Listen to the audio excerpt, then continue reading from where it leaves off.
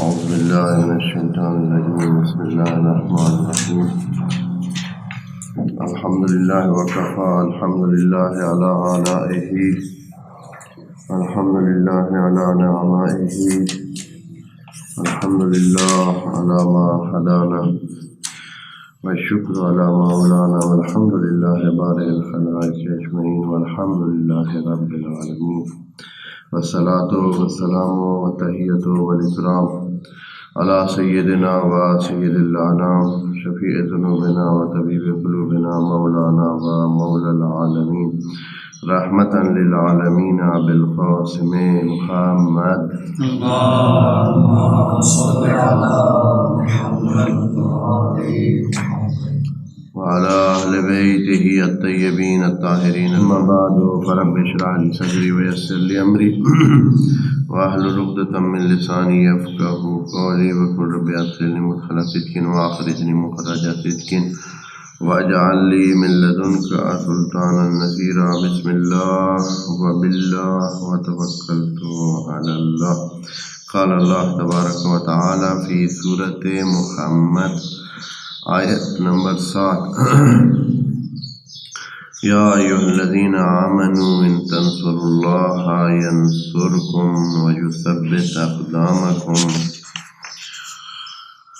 والذین کفروا فتأسا لهم وأضل أعمالهم.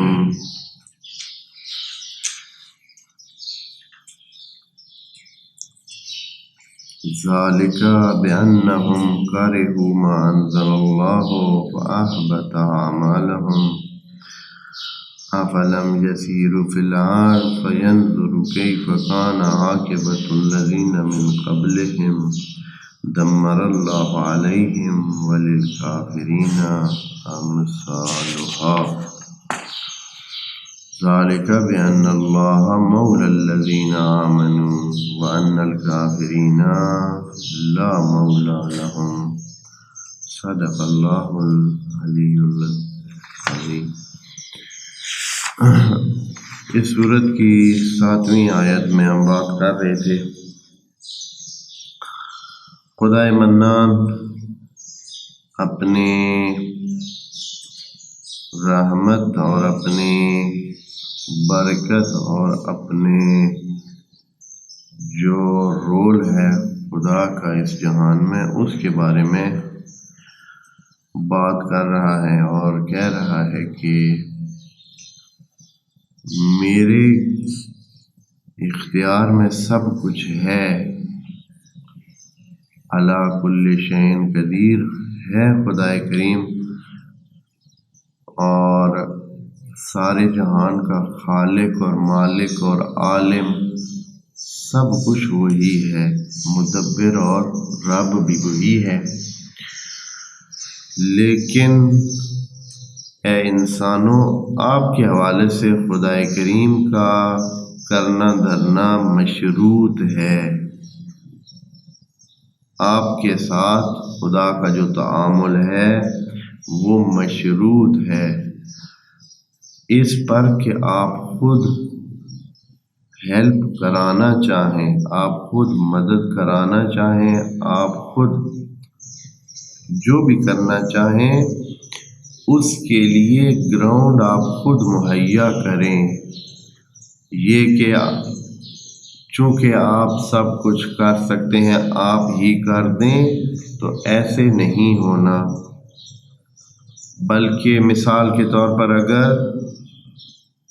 گاؤں میں کوئی فرض کریں اسکول بنانا ہے، ہسپتال بنانا ہے تو گاؤں کے لوگ تعاون کریں گے تو گورنمنٹ بنائے گی. اب گاؤں والے کہیں گے ٹھیک ہے جی ہم محتاج ہیں، ہماری ضرورت ہے، ہمیں اسکول چاہیے ہے یہاں بچوں کو پڑھانے کے لیے. گورنمنٹ کے پاس بہت وسائل ہیں، ہاں سارے کام کیا کرے گورنمنٹ خود ہی کرے، خود ہی جگہ ڈھونڈے، خود ہی یہ طے کرے کدھر بنانا ہے، خود ہی یہ طے کرے کون سا بنانا ہے، خود ہی یہ طے کرے کہ چھوٹا بنانا ہے بڑا بنانا ہے اور سارے معاملات خود ہی کرے. ہم آرام سے بیٹھیں گے اور جب سکول بنا ہوا ہوگا تو چابی ہمیں دے دینا۔ ایسا نہ کبھی انسانوں میں ہوا ہے اور نہ ہی خدائے کریم اس طرح کرتا ہے۔ جیسے کہ ہم اگر کسی کی مدد کرنا چاہیں تو بھی ہم ایسے ہی کرتے ہیں۔ وَإِلَّا کتنے لوگ ہیں آپ بھی مدد کرنا چاہیں گے، لیکن جب تک وہ کچھ ایسے آثار نہ دکھائے جس سے اس کی مدد ہو سکے، ایسے خود سے آپ اس کو مدد نہیں کر سکتے ہیں، نہ کرنا چاہتے ہیں۔ خدا کریم بھی ہمارے انسانوں کے اصول کے مطابق یہ فرما رہا ہے کہ ان تنصروا اللہ ینصرکم ویثبت اقدامکم۔ ابھی اسی ضمن میں اس مسئلے کو بھی دیکھ لیتے ہیں۔ آج 15 شعبان ہے۔ 15 شعبان کے حوالے سے کہ ولادت ہے جو تاریخ میں جیسے درج ہے، امام 12ویں امام کی ولادت کا دن ہے، تو یہ ان تنصروا اللہ ینصرکم پر ہی اٹکا ہوا ہے۔ جیسے کہ کہا گیا ہے کہ جب تک خود چاہنے والے نہیں چاہیں گے، ایسے بھی کوئی سلسلہ بننے والا نہیں ہے۔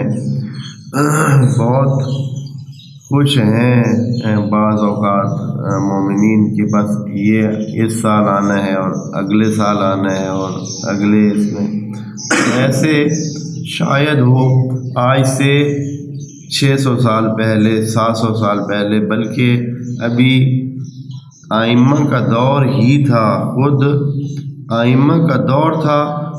رسول خدا نے کیونکہ احادیث کہہ رکھی تھیں، رسول خدا نے بتا رکھا تھا کہ ایک ایسا شخص جس کا نام مہدی ہوگا آئے گا اور پوری دنیا کو ٹھیک کرے گا۔ تو ابھی ائمہ ہمارے 5ویں 6ٹھے 7ویں تک تھے کہ مہدی ظہور کرنے لگ گئے، یعنی مہدی کے نام سے لوگ اٹھنے لگے۔ انہوں نے کہا کہ ہم مہدی ہیں، وہی جس کا رسول کہہ گئے ہیں وہ ہم ہیں۔ آپ دیکھیں یہ جو عباسی خلیفہ ہیں ان میں کتنے ہیں جن کا نام کیا ہے؟ مہدی انہوں نے رکھا ہے، اپنے بیٹے کا نام ہی کیا رکھا ہے؟ مہدی رکھا ہے۔ اس کے علاوہ بھی کتنے لوگ ہیں جو ائمہ کے دور میں بھی مہدی ہونے کا دعویٰ کیا ہے، پھر اس کے بعد بھی جیسے ہی ائمہ کا دور ختم ہوا ہے اور غیبت کبریٰ شروع ہوئی ہے، اس کے بعد ہر دوسرے سال چوتھے سال جو ہے یہ ہوتا تھا کہ بس اب آئے کہ کب آئے، اور لوگ یہ سمجھتے ہیں کہ دنیا جو ہے وہ ظلم و جور سے کیا ہو گئی ہے؟ بھر گئی ہے، حالانکہ ایسے ہوا نہیں ہے۔ رسول خدا کی جو حدیث ہے اس میں جملہ کیا ہے؟ جملہ یہ ہے کہ یمتلئ الارض عدلا قسطا وعدلا کما ملئت ظلما و جورا۔ یہ شخص قیامت سے پہلے آئے گا اور بھرے گا اس زمین کو قسط اور عدل سے، جیسے کہ اس سے پہلے یہ زمین بھر چکی تھی، کس سے؟ ظلم اور جور سے۔ تو دوستو ابھی جو ہے زمین پہلے تو بھری ہی نہیں ہے، ابھی تو پہلے زمین کو تو بھرنے دیں۔ انسانوں سے زمین بھر گئی ہے، تو پہلے انسانوں سے ہی زمین نہیں بھری، پہلے تو زمین کو بھرنے دیں، زمین بھر جائے گی پھر اس میں کیا ہوگا؟ ہاں رولا رپا ہوگا، ظلم ہوگا، جور ہوگا، ہاں پھر جا کر کہیں یہ سلسلہ ہوگا۔ اتنی آسانی سے، اتنی جلدی ایسے لگتا نہیں ہے کہ یہ کام ہونے والا ہے۔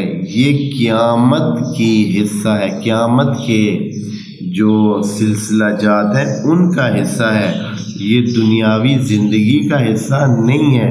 بس جس دن قیامت ہوگی، جب قیامت کے وقت آ جائیں گے، اس وقت سے پہلے یہ کام ہونا ہے۔ اب ممکن ہے قیامت کب آنی ہے، ہر چند خدا کریم نے کہا ہے کہ آپ کو پتہ بھی نہیں چلے گا کہ قیامت آپ کے سر پہ آ جائے گی، یہ کہا ہے، لیکن مسلم ہے کہ قیامت آئے گی تو اس کے جو آثار خدا کریم نے بتائے ہیں وہ اتنے لمبے چوڑے ہیں کہ خود ان آثار کو ہوتے ہوتے بھی ٹھیک ٹھاک ٹائم لگے گا۔ قرآن میں کہا ہے کہ ہم زمینوں کو لپیٹ دیں گے، آسمان کو لپیٹ دیں گے، پتہ نہیں کیا کیا سلسلے کیے ہیں، بہت سارے سلسلے ہوں گے، قیامت آئے گی۔ تو یہ جو ہے ہمارے لیے سمجھانے کے لیے ہے کہ کسی بھی وقت آ سکتا ہے، آپ یہ مت خیال کریں کہ کب آنی ہے، لیکن یہ ہے کہ ہمارے لیے فرق جو نہیں ہے، مثلا ہمارے لیے قیامت آج آئے یا 100 سال بعد آئے، ہمارے لیے اس میں کیا فرق ہے؟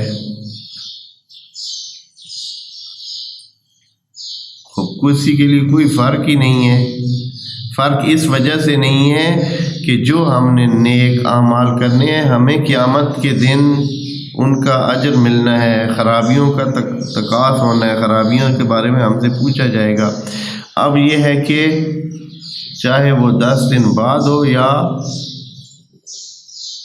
100 دن بعد ہو، اس سے کوئی فرق نہیں پڑتا ہے۔ اس لیے خدا کریم نے اس انداز میں بتایا ہے کہ آپ یہ سمجھیں کہ آئے گی ضرور، اس ضرور آنے کے لیے خدا کریم نے ہمیں یہ اس میں رکھا ہے، ٹائم کے حوالے سے بتایا نہیں ہے کہ لا یعلم، اس کے علاوہ اللہ کے علاوہ اس کا علم کسی کے پاس نہیں ہے، یہ فرمائے۔ پس امام زمان کے حوالے سے یہ جو ہے ہمیں ابھی اپنا کام کرنا چاہیے۔ میں تو یہی دوستوں کو کہتا ہوں کہ ہمیں یہ جو کہتے ہیں کہ آپ انتظار کی تیاری کریں، آپ پتہ نہیں، خیر روایات میں یہ چیزیں ہیں، لیکن بہت ساری روایات ایسی ہوتی ہیں کہ جن کو ابھی تحقیق کرنی چاہیے، جن کو ابھی کھنگالنا چاہیے، جن کو دیکھنا چاہیے۔ انتظار کی تیاری، میں تو کہتا ہوں کہ انتظار کی تیاری آپ کریں یا نہ کریں، مومن بن کے رہیں، اللہ کے بندے بن کے رہیں، بس یہی بھی کافی ہے۔ اب اس کے زیادہ آپ کیا کرنا ہے؟ انتظار کی تیاری، سب کہتے ہیں کہ آپ انتظار کی تیاری کریں اور پتہ نہیں یہ کریں وہ کریں۔ بھائی میں تو کہتا ہوں کہ صرف اللہ کو، آپ کو یہی چاہیے کہ صرف آپ بندے بن کے رہیں، مومن بن کے رہیں، مسلم بن کے رہیں، پھر بے فکر ہو جائیں، آج ہو جائے یا کل ہو جائے۔ جب آپ کی تیاری مکمل ہے تو سمجھیں کہ آپ منتظرین میں شمار ہو جائیں گے، چاہے آپ انتظار کی تیاری کر رہے ہیں یا نہیں۔ اللہ کا جو بھی بندہ ہے وہ خدا کے امر کا منتظر ہے، ہر وقت منتظر ہے، جیسے ہم ہیں منتظر ہیں، اللہ کے حکم کے منتظر ہیں، یہ بندہ ہے۔ جیسے کہ وہ ایک مطیع غلام ہوتا ہے، جیسے وہ انتظار میں ہے کہ مولا کب اس کو کوئی بات کہے اور وہ مولا کی بات کو پورا کرے اور اطاعت کرے۔ اگر ہم میں یہ آمادگی ہے، ہم یہ بندے ہیں، مثلا یہاں مولا چاہتا ہے کہ میں جھوٹ نہ بولوں، بس نہ بولوں، یہاں مولا چاہتا ہے کہ یہ اچھائی کروں، میں کروں، تو یہ اس قسم کی اگر تیاری ہم میں ہے تو بے فکر ہو کے سو جائیں۔ پھر جب آپ اندر سے مطیع مولا ہیں تو پھر اب یہاں ایک مسئلہ تو یہ ہے، ایک مسئلہ اور ہے جو کہ ماننا اور نہ ماننا، یہ کہ مہدی نے آنا ہے، اسی نام سے کسی بندے نے اس جہان میں آخر میں قیامت سے پہلے آنا ہے، اس میں کسی اسلامی فرقے کو کوئی شک نہیں ہے، چاہے وہ کسی بھی فرقے سے، حتیٰ جو عبداللہ ابن عبد الوہاب کے مطیع ہیں یا ابن تیمیہ کے مطیع ہیں، ابن تیمیہ کی لڑی ہے یہ ساری، جو سلفی اپنے آپ کو کہلاتے ہیں اور جن کو بہت مشہور طور پر وہابی کہا جاتا ہے، ان کے بڑے بھی مہدی کے بارے میں قطعی طور پر یہ قائل ہیں کہ اس نے آنا ہے۔ صرف جو اختلافی بات ہے وہ کدھر ہے، صرف اتنی ہے کہ اہل تشیع کے نظر میں وہ آ کر غیب ہیں، ہماری پہچان سے باہر ہیں، موجود ہیں لیکن ہم نہیں پہچانتے ہیں، ہم نہیں جانتے ہیں ان کو، اور اپنا کام وہ کر رہے ہیں جو انہوں نے کرنا ہے۔ ان کا قول یہ ہے کہ نہیں، یہ مہدی جس کے بارے میں رسول خدا پکی بات کر کے گئے ہیں، یہ بعد میں پیدا ہوگا، بعد میں ظاہر ہوگا، بعد میں آئے گا۔ یہ اختلاف ہے، مرکزی اختلاف، اس کے علاوہ کوئی اختلاف نہیں ہے۔ اچھا، ہم کہتے ہیں کہ یہ جو غیب کا مسئلہ ہے، ایک سوال یہ بھی پیدا ہوتا ہے کہ امام غیب ہے تو غیب کا فائدہ کیا؟ اس وقت بعد میں آ جائے، اب غیب کا کیا فائدہ؟ جب غیب ہے، جب انہوں نے کوئی سلسلہ نہیں کرنا ہے، کوئی کام نہیں کرنا، سامنے ہے نہیں، تو اس فائدہ ہی نہیں ہے پیدا، چاہے وہ 1200 سال پہلے ہو جائیں یا نہ ہو جائیں، ہم سے کیا؟ ہاں، یا اس کا فائدہ ہی کیا ہے؟ تو اس بارے میں ہمیں سوچنا ہوگا کہ، اور پھر یہ ہے کہ غیب چیز کا ایمان لے آنے کا فائدہ کیا؟ ایک غائب ہے جی، ہاں جی، امام تو ہے لیکن کدھر ہے؟ غائب ہے، اس کا پھر کیا فائدہ؟ آیا یہ چیز ہمارے پاس جو اسلامی نظریہ ہے اس میں یہ چیز موجود ہے یا نہیں ہے؟ ہاں، قرآن کی آیت ہے، ذالک الکتاب لا ریب فیہ ہدی للمتقین الذین یؤمنون۔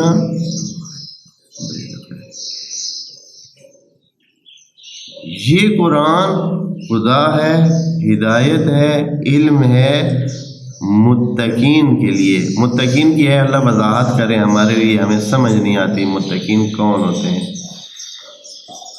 متقین الذین یؤمنون بالغیب، جو غیب پر ایمان رکھتے ہیں۔ اور حیرانگی کی بات ہے کہ جب اللہ نے غیب کے لیے یہ کہا ہے تو اکثر دین پر رہنا غیب پر ایمان کے علاوہ ہو سکتا ہی نہیں ہے۔ ہمارے پاس جو اصول ہیں، کتنے ہیں دوستو؟ اصول دین 5 ہیں، یا مرکزی اصول دین 3 ہیں۔ اچھا، اول سے شروع کرتے ہیں جی۔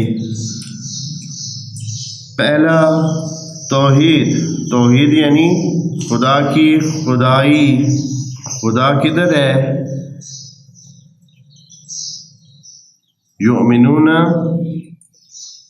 بالغیب، اللہ تو غیب ہے، اللہ ہے ہمارے سامنے، ہماری نظروں میں ہے، ہمارے حس میں آ سکتا ہے کسی طرح، نہیں۔ یؤمنون بالغیب، غیب پر ایمان لانا ہے، اللہ تو غائب ہے۔ دوسرا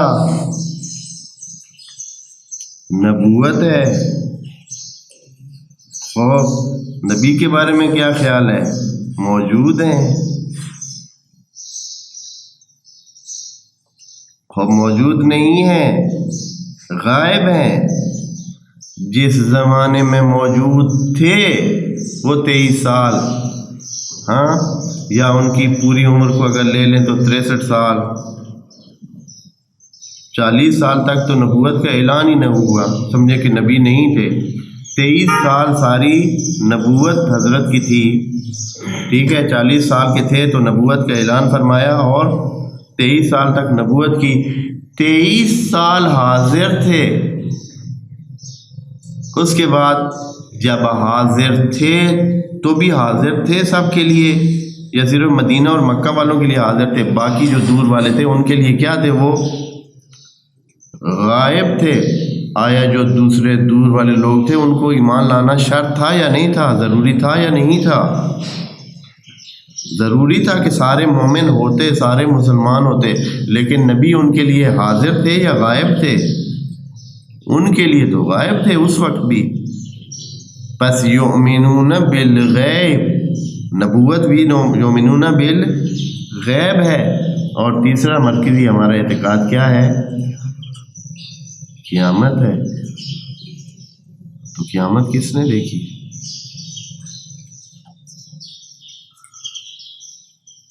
اصلاً ہمارا جو نظریہ ہے، خدا کریم نے اس لیے وضاحت ہی نہیں کی ہے. خدا کریم نے کہا یؤمنون بالغیب، یہ نہیں کہا کہ کون سا غیب. اصلاً ایمان سرے سے ہے ہی غیب پر. یہ ایمان کا مرکزی نقطہ ہے کہ یؤمنون بالغیب ہو، یعنی وہ چیز جو سامنے نہ ہو اس پر ایمان لے آئے. پھر کہتے ہیں کہ بھئی چلیں مان لیا کہ بھئی غیب پر ایمان لے آئے.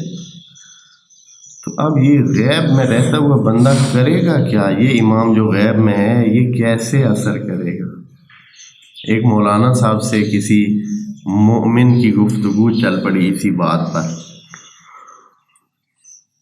کہ بھئی آپ لوگ غیب کے قائل ہیں، امام کے قائل ہیں، جو سامنے نہیں ہے صحیح، پھر وہ کب کچھ کرتا ہے، کب بتاتا ہے، کب سمجھاتا ہے، کب ہیلپ کرتا ہے، کب سیدھے راستے پہ چلاتا ہے.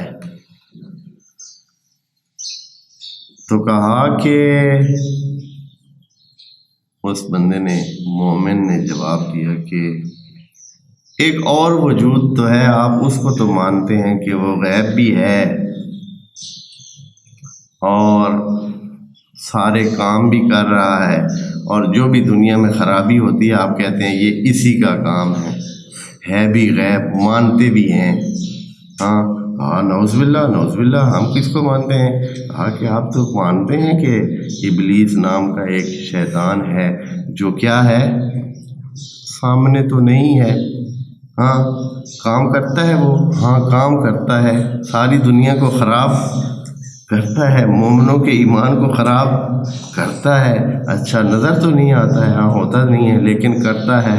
تو کہا کہ ہاں قسمت کی بات ہے، آپ کا ادھر تو ایمان ہے کہ وہ ہے، لیکن ادھر حق والی سائڈ پہ ایمان نہیں ہے، ادھر ماننے کو دل نہیں کرتا ہے. شیطان تو سارے کام غیب میں رہ کر کر سکتا ہے، ہر جگہ ہو بھی سکتا ہے، سب کے حالات جانتا بھی ہے، لیکن ادھر آتے ہیں تو کیا ہوتا ہے، مسئلہ بن جاتا ہے. تو یہی چیز ہے، ایک ضد سی ہے، ایک بلا وجہ ایک بات ہے کہ بھائی ہم نے نہیں ماننا. نہیں تو یہ ایک بہت واضح ہے شریعت میں اور اسلامی نظریے میں، غیب کی جگہ مرکزی ہے. اس لیے خدا کریم نے متقین کی جو پہلی صفت بتائی ہے الذین یؤمنون بالغیب، آگے کیا ہے جی، یقیمون الصلاۃ. یؤمنون بالغیب پہلے ہے، یعنی اعتقاد پہلے ہے، عقیدہ پہلے ہے، پھر اس کے بعد عمل شروع ہوتا ہے. اور شروع کدھر سے ہوتا ہے، وَيُقِيمُونَ الصَّلَاةَ وَمِمَّا رَزَقْنَاهُمْ يُنْفِقُونَ.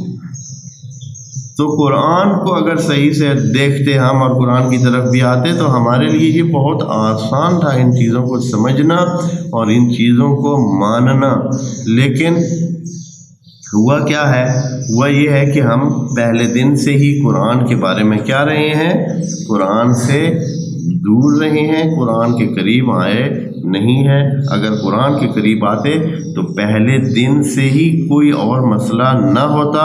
هل يستوي الذين يعلمون والذين لا يعلمون، یہ قرآن میں موجود ہے کہ آیا علم والے اور بغیر علم والے برابر ہیں. چھوڑیں کسی نبی نے کسی کا کہا ہو یا نہ کہا ہو، اس بات کو ہی چھوڑ دیں کہ نبی نے کہا ہو کہ یہ امام ہے یہ امام نہیں ہے، بلکہ انہی آیات کو ہی دیکھ لیتے تو پھر آپ خود بخود پتہ چل جاتا کہ علم والے کو آگے رکھنا ہے یا علم والے کے پیچھے چلنا ہے، جو کہ جس کو علم نہیں ہے اس کے پیچھے چلنا ہے. جو خود بیٹھا ہے مسئلوں کے بارے میں، چھوٹا سا مسئلہ آ جاتا ہے کوئی تو مشکل میں پھنس جاتے ہیں، ان کے پیچھے بندہ چل کیسے سکتا ہے. لیکن بس جبر ہے، قرآن کو چھوڑا اور ہم سارے کیا ہو گئے، ادھر ادھر بھٹک گئے اور اپنی زندگی جو ہے وہ خراب کر دی اور اضل اعمال ہو گئے. اس کے بعد فرماتے ہیں کہ آپ اگر तंसुरुल्लाह बने, अल्लाह की मदद करें, अल्लाह के बताए हुए तंसुर यही होता है और कुछ नहीं है। खुदा ने ये नहीं चाहा है कि भाई आप अपने सारी चीज़ें दे दें अल्लाह के रास्ते में और जान दे दें, माल दे दें, ऐसे नहीं है। ये कभी ज़रूरत होती है कि जिहाद या दिफा करना पड़ता है, कभी ज़रूरत होती है माल में से कितना खुदा करीम ने, उससे ज़्यादा हम दूसरे हवालों से ज़ाया कर देते हैं या हमारा ज़ाया हो जाता है। कोई खुदा ने बहुत बड़ी अमाउंट नहीं मांगी है। मिसाल के तौर पर ज़कात में कितना है, अगर किसी के पास 80 भेड़ होती है तो अल्लाह ने साल में एक भेड़ का कहा है कि एक भेड़ दे। हाँ, तो ये बहुत ज़्यादा है भाई। 10 भेड़ें तो वैसे मर जाती हैं, या और कितने नुकसान हो जाते हैं, कितने उसके भेड़ों के जो बच्चे होते हैं वो ज़ाया हो जाते हैं, मर जाते हैं, अभी पूरे ही बनते नहीं हैं, बड़े नहीं होते हैं, या कोई उनको भेड़िया ही ले जाता है और नुकसान हो जाते हैं। या असम भेड़ें तो ऐसी हैं मसलन कि खुद से ही मर जाती हैं। हाँ, ये खुद से अपने आप को फा ले लेती हैं ऐसी। वो हमने इधर एक दिन कुर्बानी के लिए एक वही भेड़ खरीदी थी और सुबह देखा तो भाई बांध के साथ को छोड़ दी, भाई ठीक है सुबह इसको ज़िबा करेंगे। सुबह देखा कि वो खुद ही फा ली हुई है। हाँ, उसको ये भी नहीं पता चलता है कि मैंने कैसे जो है ना अपने आप को बचाना है, या ये जो है ना गले का जो है वो इस तरह उल्टा सीधा ऐसे बैठ गई कि फांस उसकी जो है ना वो गले में रस्सी खिंच गई और वो सुबह तक मर गई। तो ये खुदा ने कोई इतना बड़ा वो नहीं चाहे। नुसरत खुदा ये है कि आप खुदा के बंदे बन के रहें, जो रास्ता उसने बताया उसी के मुताबिक अमल करें, तो फिर खुदा करीम क्या करेगा, युसब्बित अक़दामकुम। अच्छा, अब इसके बाद फ़ौरन क्या कहा, वल्लज़ीना काफ़रू, और वो जो इनकारी है। अब कुफ्र का माना अगर हम सिर्फ कोई एतिकादी कुफ्र करें तो यहाँ जचता नहीं है। कुफ्र का माना यह है कि जो इनकारी है, यानी जो नहीं इस रास्ते को अपनाना चाहते, चाहे वो एतिकाद के लिहाज से चाहे अमल के लिहाज से। यानी वैसे तो खुदा को माने हुए हैं लेकिन तंसुरुल्लाह वाली कहानी नहीं है। हाँ, वैसे वो कहता है कि मैं डॉक्टर के पास जाऊंगा, लेकिन जब भी डॉक्टर के पास जाता है जो कोई डॉक्टर साहब कहते हैं उसका एक ज़रा भी मानता नहीं है। स्कूल में जाता तो है, पढ़ता ज़रा भी नहीं है, मदरसे में दाखिल तो है, लेकिन पढ़ाई वाली कहानी और अपनी तरबियत और अपने तकामुल की कोई दास्तान नहीं है। तो ये बंदा जो है ये मानता है सिर्फ ज़हनी तौर पर, बाकी जब अमली कहानी आती है तो नहीं। इसलिए ये काफरू शायद इसीलिए कहे वल्लज़ीना काफरू फ़तअस्सन लहुम, उनके लिए तो मुसीबत है, उनके लिए हलाकत है, उनके लिए तो मुंह के बल गिरना है। मुंह के बल गिरने का मतलब ये होता है कि आदमी बहुत सख्त गिरे, यानी इंसान को शदीद चोट आए। मुंह के बल वही गिरता है जिसके हाथ भी काम कर न रहे हों, वो अब हाथों की देख न ले सकता हो, हाथ उसके पीछे बंधे हुए हों या जैसे भी हो, फिर वो गिर जाए बंदा, तो जब उसका मुंह और सर पहले लगे उसको कहते हैं फ़तअस्सन लहुम। ये बंदा मुंह के बल गिरेगा। व अज़ल्ला आमालहुम, और जो कुछ उन्होंने किया है वो सारा ज़ाया होगा, इसलिए कि उनकी मेहनत बेकार जाएगी। खुदा के रास्ते पे जो नहीं चल रहे हैं, यानी खुदा का बताया हुआ रास्ता है उस पर नहीं चल रहे हैं, तो मेहनत क्या होगी, ज़ाया होगी। खुदा करीम ने कहा है कि ऐसे बच्चों को हलाल खाना खिलाएं, खुद हलाल खाना खाएं। खूब एक बंदा नहीं इस तरह कर रहा है, आखिर में क्या हो गया, बच्चे भी हाथ से नाफरमान हो गए मिसाल के तौर पर, या खुद बीमार हो गया, आसपास के सारे लोग बीमार हो गए। जो सारा पैसा कमाया था अब सारे का सारा जो है वो बीमारी पे लगने लग गया या दूसरे मसाइल पे लगने लग गया। तो खूब अज़ल्ला आमालहुम, उनके अमाल और कीता करता क्या हो जाएगा, ज़ाया हो जाएगा। ज़ालिका बिअन्नहुम करिहू मा अंज़लल्लाह, वजह इसकी क्या है, वजह इसकी ये है कि इनको अच्छा नहीं लगता है जो अल्लाह ने कहा है। जो कुछ अल्लाह ने कहा है वो इनको اچھا نہیں لگتا ہے، کارہو ہیں، ہاں کارہو بما کارہو ما انزل اللہ فاحبط اعمالهم، پھر اللہ نے کیا کیا، ان کے اعمال کو ضائع کر دیا۔ کرتے ہیں عمل لیکن ضائع ہو جاتے ہیں۔ اب یہ اس سے عمل سے کیا مراد ہے؟ آیا نیک اعمال مراد ہے، نماز روزہ مراد ہے، یا دنیاوی مراد ہے؟ دونوں ہو سکتے ہیں۔ یعنی جو بھی یہ لوگ کرتے ہیں آخر میں ہوتا کیا ہے؟ ضائع ہی ہو جاتا ہے، کوئی نتیجہ ان کا نہیں نکلتا ہے، اس لیے کہ دنیا ساری ان کے ہاتھ سے آخر میں کیا ہو جاتی ہے؟ چھن جاتی ہے۔ لیکن جو راستہ خدا پہ چلتا رہتا ہے، اس کی جو چیز اس نے کمائی ہوتی ہے وہ کیا کرتا ہے؟ وہ اپنے ساتھ آگے لے جاتا ہے۔ لیکن جس نے راستے خدا سے ہٹ کر دوسرے راستے میں کمایا ہے، وہ سارا، چاہے وہ دنیا کے لیے کمایا ہو یا خرابی کمائی ہو، تو وہ ساری کیا ہو جاتی ہے؟ اس کی زندگی ضائع ہو جاتی ہے۔ مثلاً ایک بندے نے 20 ارب روپے کما لیا، پھر کیا ہوگا؟ اب یہ کیا کر سکتا ہے؟ اب نہیں کچھ کر سکتا، کہیں لے جا سکتا ہے، کہیں خرچ کر سکتا ہے۔ مثلاً اتنے لوگ ہیں جن کے پاس اتنے پیسے ہیں کہ وہ خرچ بھی نہیں کر سکتے ہیں، اتنے پیسے خرچ کرنے کی صلاحیت ہی نہیں ہے، کوئی راستہ ہی نہیں ہے، مگر یہ کہ اللہ کے راستے پہ ہی صرف کریں تو ہے، اللہ کی صفات والا کام کریں۔ مثال کے طور پر اگر بہت پیسے ہیں تو کیا کرے گا بندہ؟ کھانا کھائے گا، ہاں سونے کے لیے سونے کا جو ہے تخت بنوائے گا، وہ بنوا لے، پھر بھی پیسے بہت ہیں، اور جتنی بھی وہ کام کرنے کے بعد بھی ابھی دیکھتے پیسے ہی پیسہ ہے، پیسہ اتنا ہے کہ اس کو پتہ ہی نہیں ہے کتنا پیسہ ہے۔ ہاں اس بندے کے لیے ایک ہی راستہ بچتا ہے کہ وہ کیا کرے؟ راہ خدا کی طرف آئے۔ پھر اس میں یہ ہوتا ہے، کرتا وہی ہے جو خدا چاہتا ہے۔ یعنی مثلاً کوئی ہسپتال بنا دیتا ہے، کوئی روڈ بنا دیتا ہے، کوئی سڑک بنا دیتا ہے، کوئی اسکول بنا دیتا ہے، غریب لوگوں میں تقسیم کرتا ہے، یہ وہی کام ہے جو خدا چاہتا ہے، یعنی مجبوراً اس کو کرنا وہی پڑتا ہے جو خدا چاہتا ہے۔ لیکن کیا ہے؟ اضل اعمالہم، اب اس کے کرنے کا فائدہ بھی نہیں ہے، یہ تو مجبور ہو کر کر رہا ہے، اس کے پاس اور آپشن ہی نہیں ہے۔ اللہ نے اس کو کہا تھا کہ اللہ والے راستے پہ آ جاؤ اور تیرے پاس آپشن بہت ہے، سارا مال بھی اللہ کے راستے میں دے دے تو خدا کریم تیرا مال لے کر اس کے بدلے تمہیں رسید جنت کی دے دے گا۔ لیکن اس نے یہ کام نہیں کیا ہے، رکھا ہوا ہے، اور آخر میں مرنے سے پہلے اس کا مال سارا کیا ہو جائے گا؟ چھین جائے گا۔ آخری بات، پیرس میں تقریباً 1.5 سال پہلے ایک بندہ فوت ہوا ہے، وہ دنیا کی جتنے بھی ماڈل اور فیشن کی دنیا ہے اس کو بادشاہ سمجھتے تھے۔ نام اس کا مجھے نہیں پتا، نام تھا ابھی ذہن میں نہیں۔ اربوں ڈالر اور پاؤنڈز کا مالک یہ بندہ، بہت جتنے بھی اس سے اپنی زندگی کے وسائل ہو سکتے تھے اس نے استعمال کیے،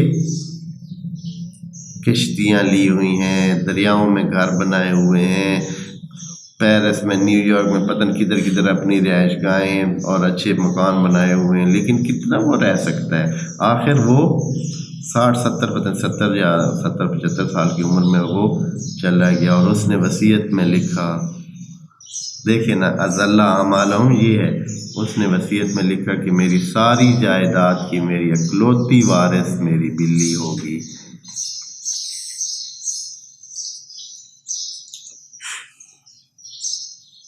سارا مال اپنا، کروڑوں اربوں ڈالر جو ہے وہ کس کے نام کر گیا ہے؟ اضل اعمالہم، ختم، بلی کے نام کر گیا۔ کر ہی کیا سکتا ہے؟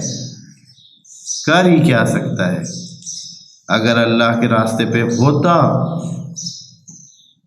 تو اللہ اس کے لیے کہتا کہ ٹھیک ہے، میں تیرا مال خرید لیتا ہوں، تیرے مال کو میں لے لیتا ہوں اور تمہیں آگے دے دوں، تیرے مال کے بدلے میں کچھ دے سکتا ہوں اور کوئی کچھ نہیں دے سکتا ہے، تیرا مال سارا ضائع ہونا ہے، صرف ایک ہی راستہ ہے، اگر اس راستے پہ لگاؤ تو بسم اللہ، لیکن ایسی توفیق نہ تھی اور اس نے ضائع ہونا تھا، اس لیے خدا کریم فرما رہا ہے والذین کفروا فتعسا لہم، وہ منہ کے بل گریں گے۔ اب یہ بندہ جب مر رہا ہوگا تو کتنی اس کو پریشانی اور کتنی تکلیف ہوتی ہوگی کہ اتنا کمایا ہے، پوری زندگی لگا دی ہے اور ایک لمحے میں مجھ سے چھیننے جا رہا ہے، میں کر بھی کچھ نہیں سکتا ہوں، کسی کو دے بھی نہیں سکتا، اس لیے کہ اس نے شادی بھی نہیں کی تھی، اگر کی بھی تھی تو کوئی اولاد ہی نہیں تھی،